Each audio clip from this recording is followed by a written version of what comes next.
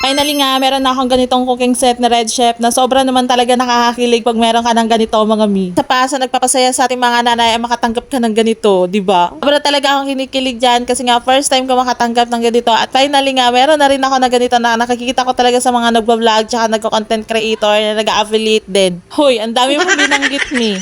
Complete set na nga to mga mi. Ito nga yung saucepan na sobrang nagpapakilig sa akin na sobrang cute talaga niya. Magluluto nga kayo ng spaghetti yan, tamang-tama nga yan. Tapos meron naman dito yung maliit niya mga mi, sobrang cute na pwedeng lutuan ng itlog, yan, ng mga prito-prito, mga fan cake mga mi.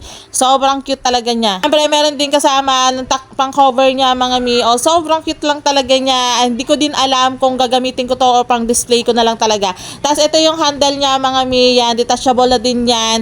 Yan, hindi mo siya pwedeng isama sa pagluluto, kailangan tatanggalin niyo siya mga mi para hindi siya masunog. Siya, kung nagustuhan niyo rin mga mi, maglalagay ako ng link dyan sa comment section.